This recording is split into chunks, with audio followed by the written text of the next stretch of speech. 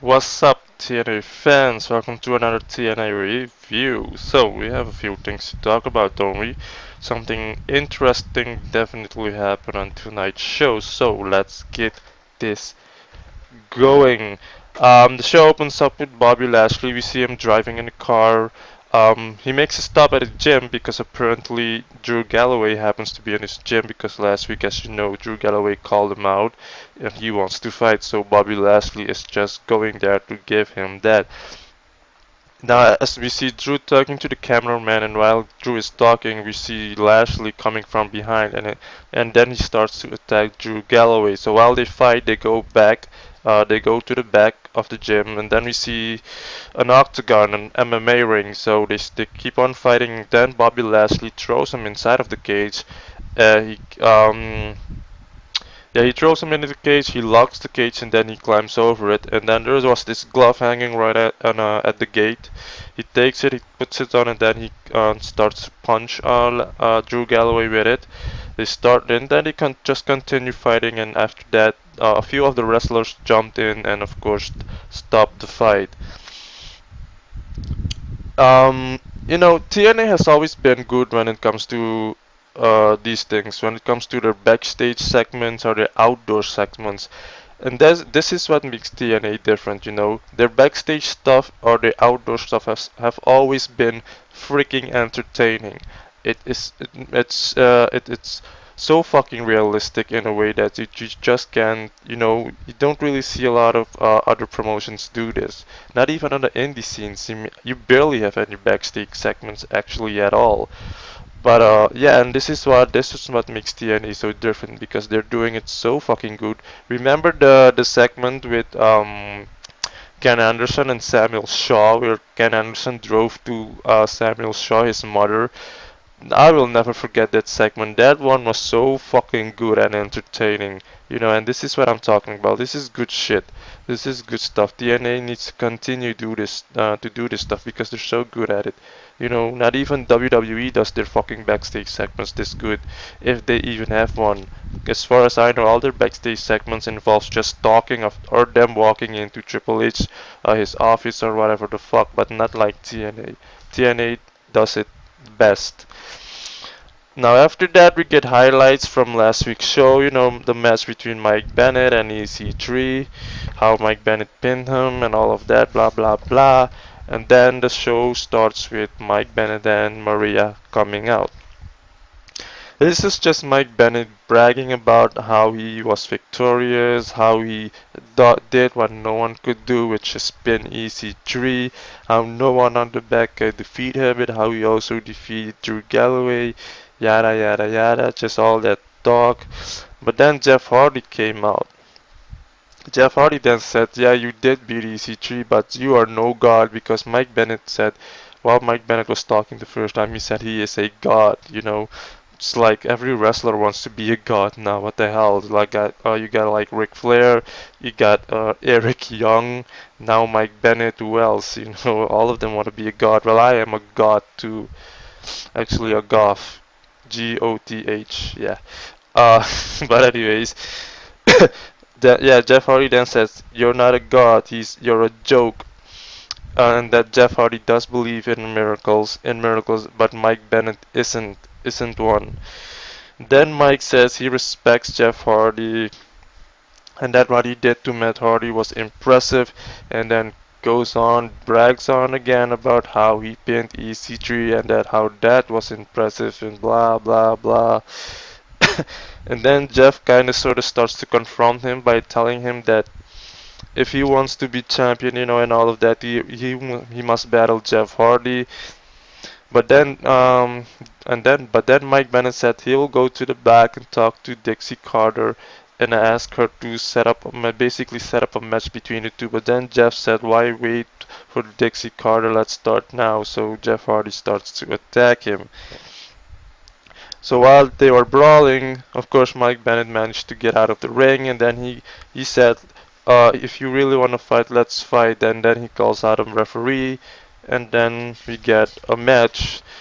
The match didn't last long because during the match we had Bobby Lashley that snuck in, and speared both of the guys. He first speared Jeff Hardy with a nasty fucking spear that was really fucking good. That was a good spear. But then after that he also speared Mike Bennett because pretty much Mike Bennett started to touch him, pat him on the head and all of that, so he speared the fuck out of Mike Mike Bennett as well. And then Lashley starts talking. He says he will continue to do what he does if he does not get what he wants, and he calls out Dixie Carter, to give him what he wants, which is a title match. And then Dixie Carter comes out, pretty much setting up the main event, saying that he will be in the main. There will be a main event between Jeff, Mike Bennett, and Lashley, and whoever wins that match will become the #1 contender. But there will be a special guest referee, and that special guest referee is Drew Galloway. So we have that match in the main event. Sorry. So after that we get a backstage segment with DK. So here's where it gets interesting. Haha. Rosemary saying that they destroyed, how they talking about how they destroyed beer money and how they have the gold and how they completed the first step of their plan and that the evolution of change continues tonight for everyone. And then Rosemary gives both of the guys, gives Steve, Crazy Steve and Abyss, some sort of a transformation, and then she starts spitting the powder that she has that she always uses into Crazy Steve's mouth and then into Abyss's mouth. So later after that we will see what that transformation is. But I just want to say that Courtney Rush, aka Rosemary, can spit in my mouth anytime she wants. She can even squirt in my mouth anytime she wants. But anyway, so yeah, after that we go to the ring and we see the DECAY coming out. Okay, and this is the part where I'm gonna paraphrase, like literally read everything that was said because I felt like this was a really important segment, which it was because it was so interesting and so fucking good.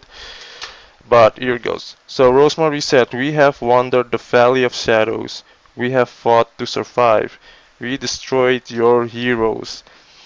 We are the Death Dealers, and two of the numbers now before you change men, not just tag team champions, but evolved.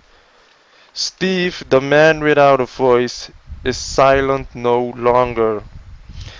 And then Crazy Steve starts to talk. Okay. Crazy Steve then says, "Rosemary gave us a voice, and our monster gave us purpose. As far as the rest of you are concerned, your pain, your suffering is our pleasure."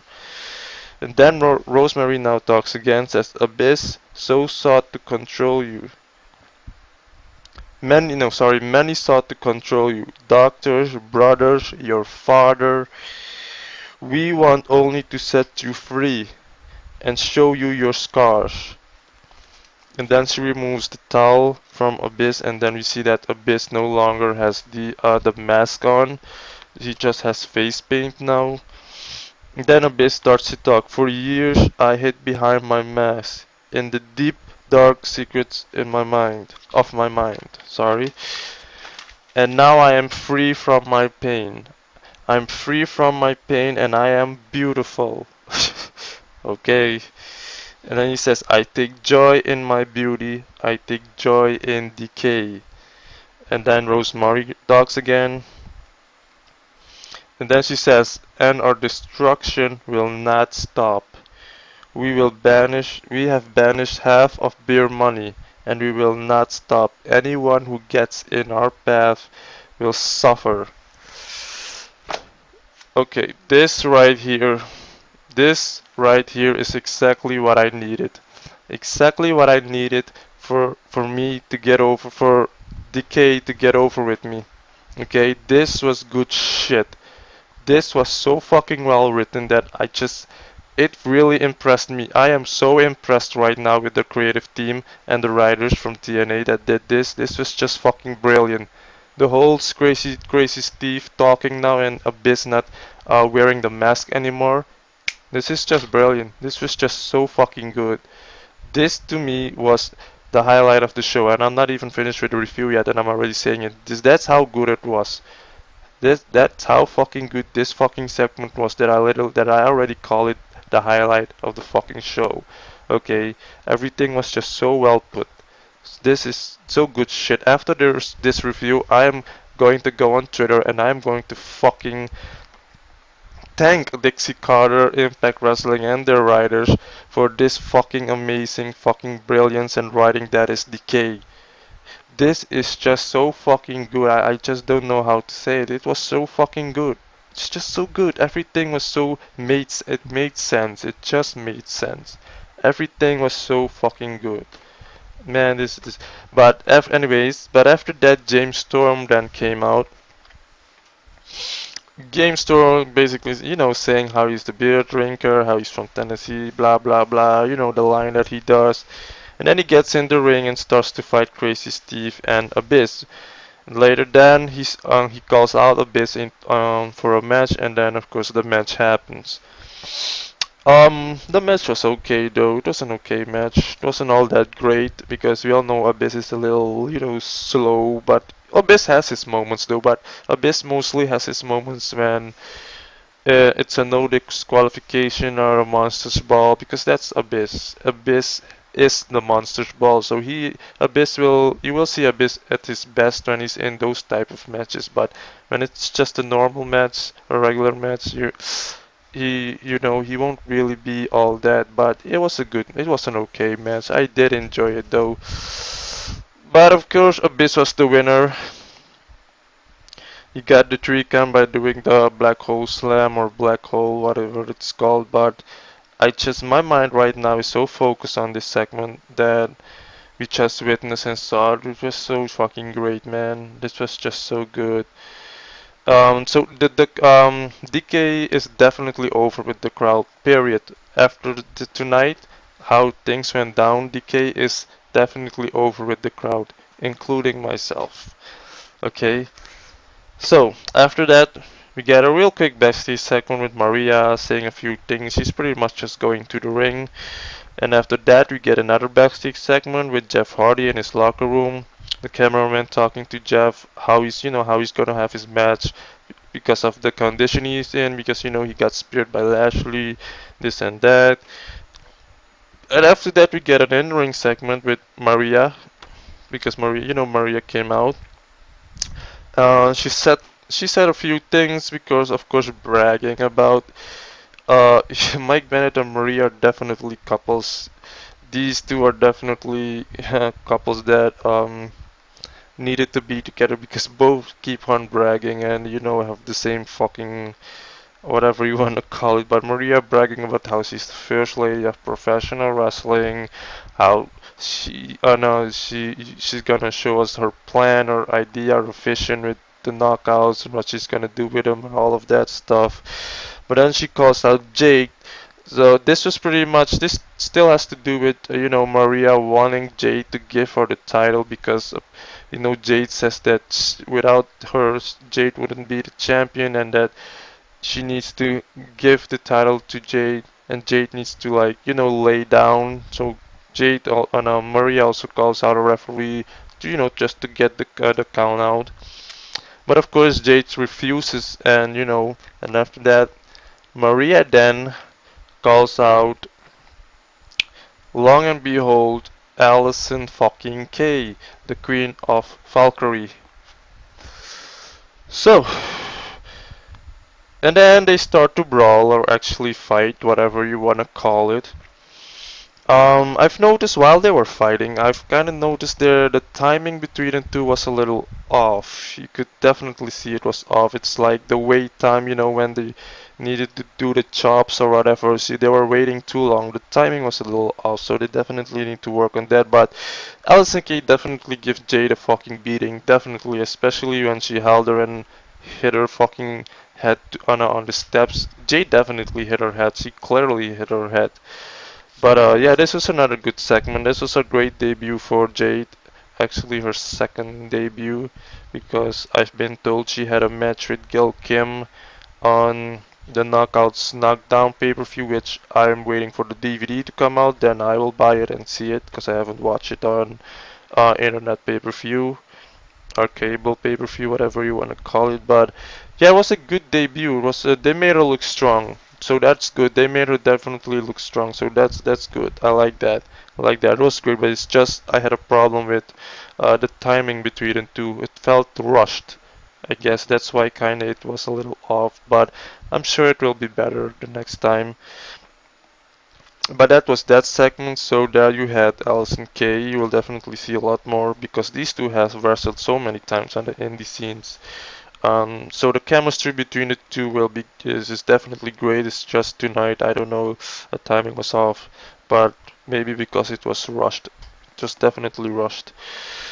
So after that, we see Bram in his locker room. He was saying a few things before his match, that he will have the title on the line, that he's still his crazy self, and that he and EY had a great time and all of that. So that was about it. And after that, we get the King of the Mountain match, which featured Eddie Edwards, Andrew Everett, Jesse Gardner, Eli Drake, and of course Bram. This was another entertaining match. Andrew Everett did such a fucking awesome moonsault, but he missed it. Of course, I never seen someone done a moonsault like that. It went so fucking high. He went and but then he kinda he tucked himself in, so it looked really high and really crisp. What else was there? I like the finish to the match. Bram basically jumping from the turnbuckle from the ropes onto the ladder to stop EY from on a Eli Drake to put the on a title on the ropes. And so that's pretty much about it. But it was definitely an entertaining match. I enjoyed it. But Bram was the winner. Bram retains. So I'm guessing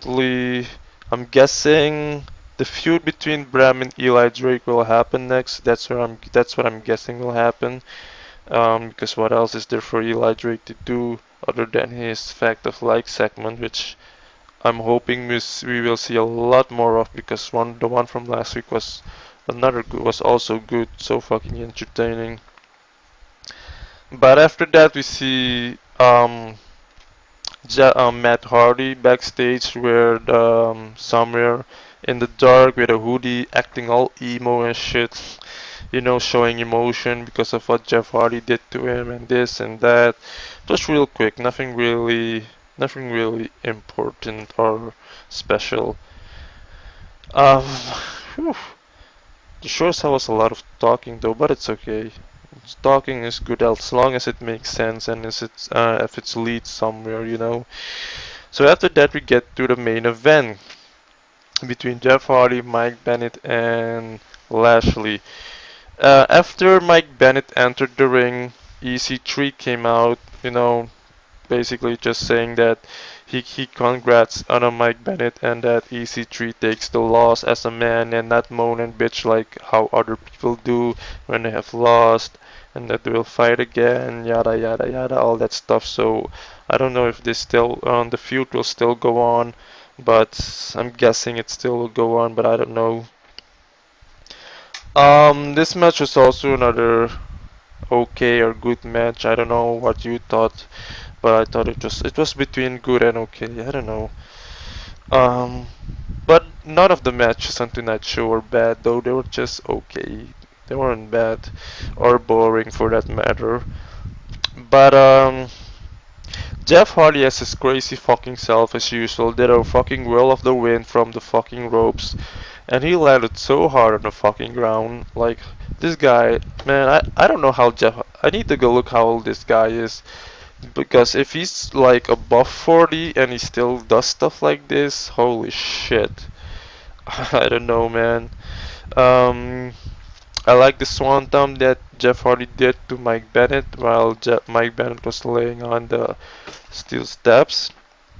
I like the spear that Lashley did onto Jeff Hardy off the steps. Like Jeff Hardy was standing on the steps and then Lashley speared him. That was really cool. During the match, DK came out and attacked Jeff Hardy. Hmm. I wonder why. Yeah, I'm guessing what you're guessing right now. At least let's hope that it's what we are guessing, which is Willow.